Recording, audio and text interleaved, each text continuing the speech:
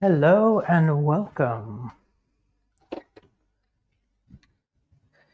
We're going to get started here in just a moment. We're just going to see who's going to be joining us live. So we'll just give it about 10 seconds or so to just see who's going to filter in. And I'll just take this opportunity to say that if you're new to my videos, to my YouTube channel, to me as a human being, welcome. It's lovely to have you.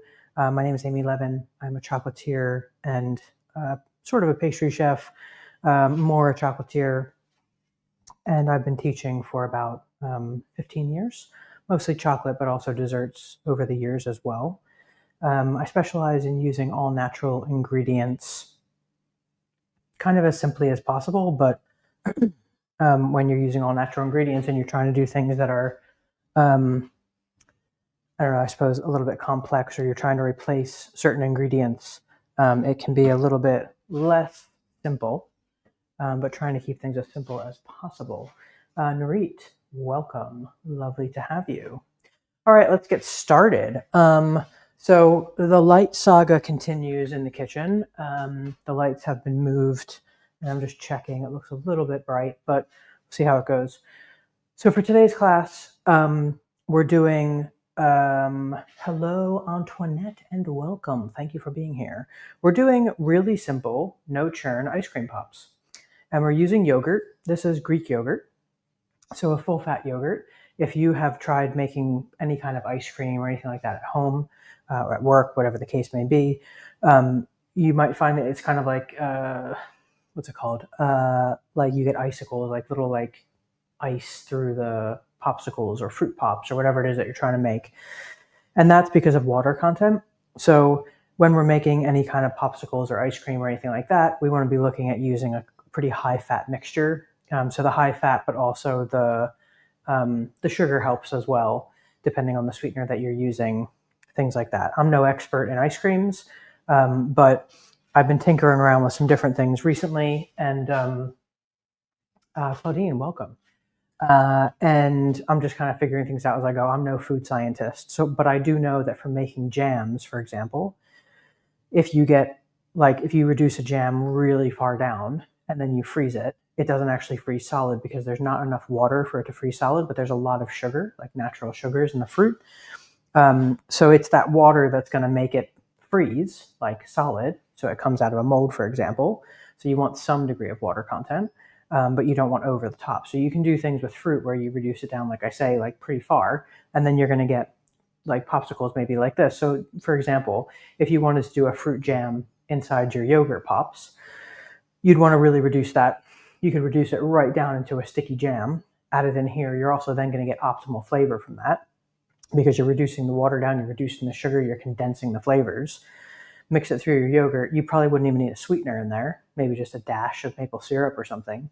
And then you could use that as your base. Any kind of dairy or non-dairy, Greek yogurt or full-fat yogurt. The other one that I use, and I don't know for the people that are from the UK if you're familiar with this one, it's relatively, well, it's new to me anyway. It could be that it's been around for a decade, but I've only just started using it about a year ago, is this Biotiful kefir yogurt, which is really nice. And this is high protein and it's low fat, which is very interesting. So thinking about this last night, like what makes this so different given that it's a low fat yogurt? So for this one, this has per 100 grams, 0.4 grams of fat. I mean, it's ridiculous. And then Greek yogurt's going to have like, I don't know, 10 grams of fat per 100 grams. So it's very interesting. But that one also freezes really nicely. It's not water crystals inside of it. So maybe a high protein yogurt, maybe just a high fat yogurt in general. And then if you don't want to be using nut butters, you don't have to. Mainly this is for the flavor combination today. So I'm just doing it's a fun flavor combination. It's generally, people really like it no matter who it kind of is. I'm using Manny Life, but I tend to prefer Pippin Nut here in the UK, but any kind of dark roast peanut butter. Greek yogurt's already in here. The recipe is in the description. And then you can do as much or as little you want. Obviously, the more that you put in, the more flavor you're going to actually get from the peanut butter. So that goes in. And then the only other thing that you need, and I mean, you could just do yogurt with sweetener and just do that as an ice cream bar. But if you want to make it a little bit more flavorful, little bit of maple syrup, or whatever kind of sweetener you want. If you want, you can do something like a low-calorie sweetener, things like xylitol, erythritol, things like that. If you want to do it, that's fine. A little bit of tamari, wheat-free soy sauce. Those of you who learn with me a lot know that I always use tamari in anything that's like caramelly or chocolatey. And then butterscotch medicine flower extract. Any kind of vanilla extract, butterscotch extract here is going to bring out the caramelly tones in there from the maple. It's going to bring forth loads of flavor as well without having to add loads of like sweetener to it. It'll sweeten it as well. Obviously, the yogurt has a degree of acidity to it, so the sweetener's there to kind of counterbalance the acidity of the yogurt. But because it's Greek yogurt, it doesn't have a load of acidity. It's not like a low-fat yogurt kind of thing. And then some medjool dates. Now these are sticky, soft medjool dates. So we were talking a little bit about fruits a little while ago. So with these, like let's say you had dates from a packet and they're obviously dry and they're going to be hard. They're not really going to take on moisture. Now there's a bypass to that. Let's just briefly cover that, which is if you do have dried fruit, like dried dates that are in a packet rather than squishy, soft, fresh dates, what I would do is I would chop them up in the same way. I'd mix them through my yogurt and I'd let it sit for maybe 4 hours because the dryness in that date is going to absorb. Because it's dry, it's going to absorb the moisture from the yogurt and maybe from a little bit from the maple, and then it'll be kind of squishy and soft again, and it'll be full of flavor too. So that's one thing. But let's say you wanted to replace it with a different dried fruit. You could use anything that's like a soft, sticky, fresh fruit, fresh dried fruit, obviously, like apricots. I don't really do a lot of dried fruit, but anything that's like soft and sticky and delightful.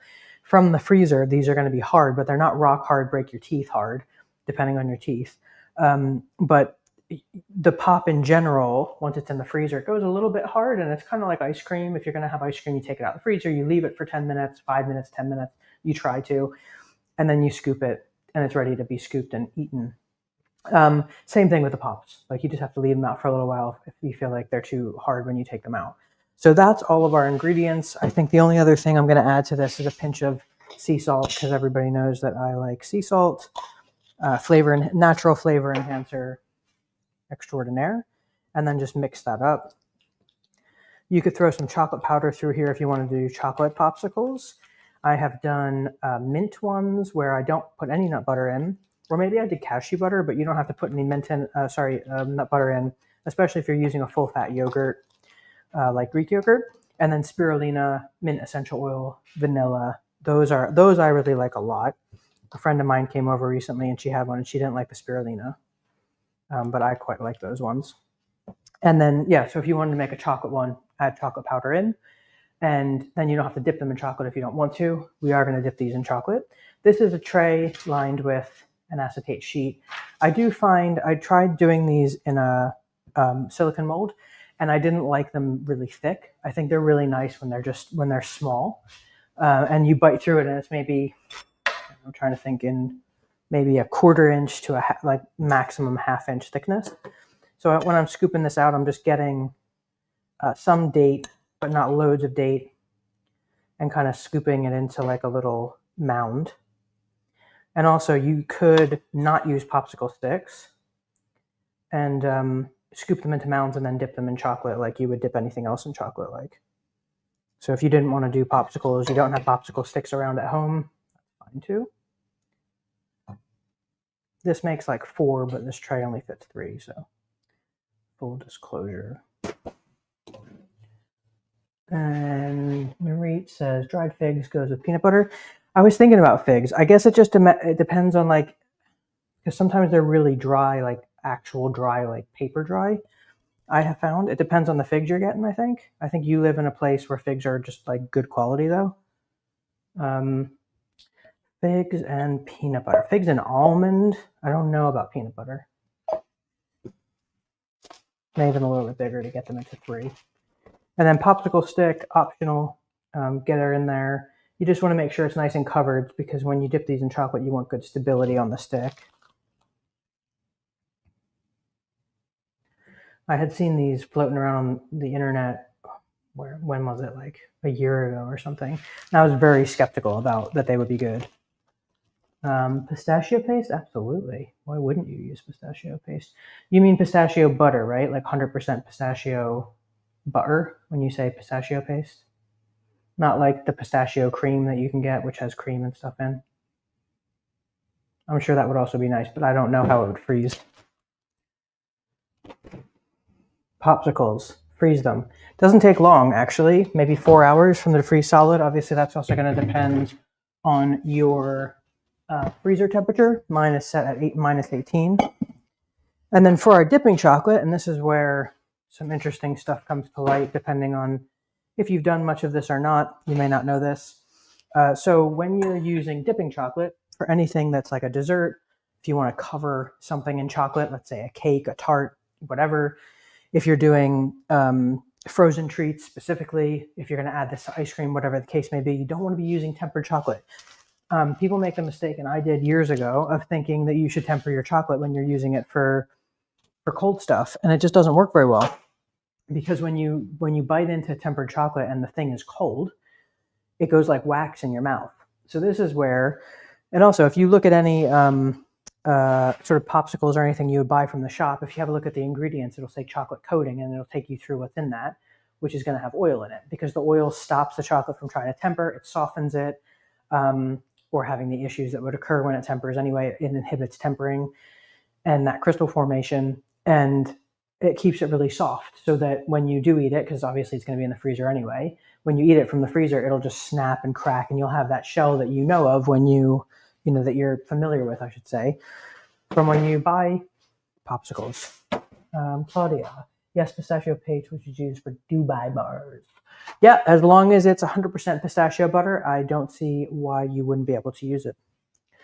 And so the dipping chocolate I'm using here, I have this around because I did an ice cream bars class last week, and we made this chocolate in the class, which is just dark chocolate with coconut oil added to it. You can use any shade of chocolate that you like. I use a deodorized coconut oil so you don't get the taste of coconut in it. And I do about 10 grams of coconut oil per 100 grams of chocolate. You can go up and down, like however you want to do it, you can do it. Dubai ice cream. There you go. Dubai ice cream. Narit's on it. Antoinette, going back to yogurt, what would a plant-based coconut? Yeah, plant-based coconut yogurt would definitely work. So in we go. I'm doing this into a glass because it makes dipping easier as long as I have measured the pops correctly. 10 to 15%. As long as it's high fat. Narit says 10 to 15%. She is the authority, I think, on this one. And here's our frozen ones. Peel them off your paper. Frozen pops into chocolat. And I measured almost correctly. Nearly correct. Get that excess off. With it being frozen, the chocolate sets pretty quickly. And then back onto your tray.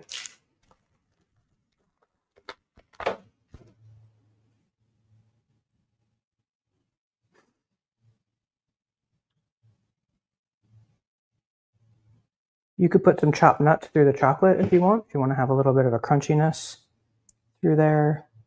You can also garnish these at this point with something if you'd like. Cocoa nibs. I mean, bearing in mind it's going to be coming out of the freezer, so you don't want anything that's going to break your teeth when it's frozen. But sea salt, maybe cocoa nibs, maybe some ideas from the crowd. We could half dip if you want to half dip instead, or you could measure them correctly in the first place so you don't have to half dip them. Either way. Make these with the kids. They'll love it. I wish my parents did this with me when I was a kid. We had Klondike bars when I was a kid. There we go. And then I've got one more in the freezer we're going to dip. That didn't quite make it onto the tray. This one is for sure not going to fit.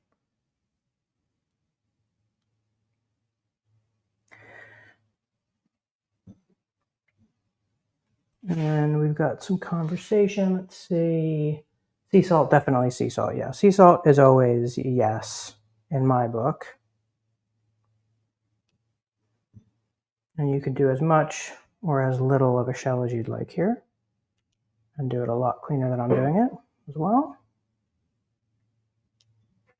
There you go. In the end, they all look fantastic. And there's our ice cream bars. And I reckon at the temperature it's at right now would probably be a good time to bite into it because it's out of the freezer and it's been out for a couple minutes. It also went into warm chocolate, which is going to soften it a little bit. When you're done with this chocolate, there is no waste.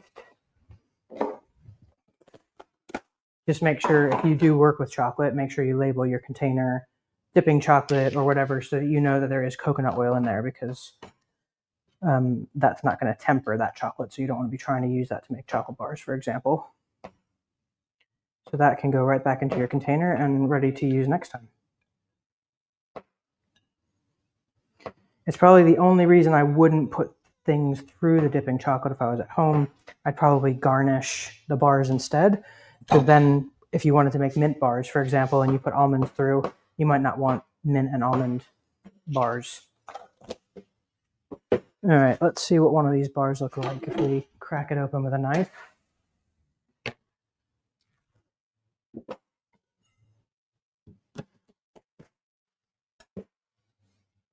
Numb, numb, much numb.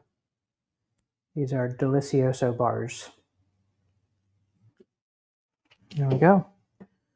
Right, any questions? How should you store them and how long in the, I assume that's going to say freezer probably.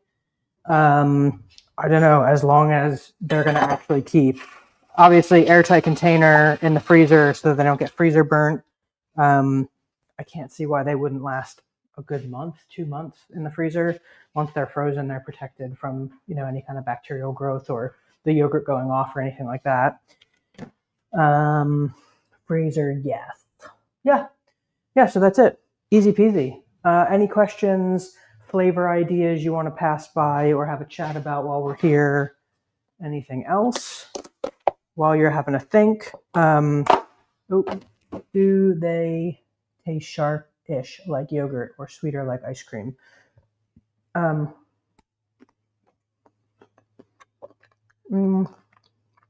This one, the first thing I get is peanut butter, then chocolate. I don't even taste yogurt. With the spirulina ones that I was saying about, those don't have any nut butter in them. So the yogurt is maybe a little bit sharper on those ones, but because it's a Greek yogurt, I don't find that to be particularly sour anyway. So yeah, but also, you know, I like sour food, but it's hard to say. I don't find Greek yogurt to be very sharp, so I think you're safe. But they're not overly sweet because I don't like overly sweet things. But you could certainly sweeten it more so that you counteract the sharpness if you find the yogurt sharp. The mint ones I did, I think it was 100 grams of yogurt, 20 grams of maple syrup. You could use agave, you know, if you wanted to be a little bit more neutral, and then spirulina just for color, and mint essential oil. That's it. That's all I did. Very easy. Yeah, I hope you do try them because I was really skeptical about it at first, and I thought this isn't going to be good, and they're absolutely fantastic, and they're so easy to make. So I do hope you'll give them a go. And I don't know, some of you are new to me, etc. We have live stream classes on two to three times a week. I usually do a live stream class after this one. So the one today is a fermented tiramisu cheesecake. Very nice cheesecake. So if you'd like to join, you can go to my website, go to the live stream section, and come join us at 4 o'clock for that class. I'm putting together a class for next week. If you have any suggestions, if anything comes up and you're like, I'd really like to know how to do that, or I don't feel like using the ingredients to make this, I wonder if Amy will do it, just email me and let me know if anything comes to mind, anything you struggle with, you want help with, want to see demonstrated, whatever. So thank you for joining. It's lovely to see you all. I hope you make them and enjoy them. Love to hear from you about it. Have a wonderful day. Bye, everybody. Thank you, Antoinette. Bye, guys.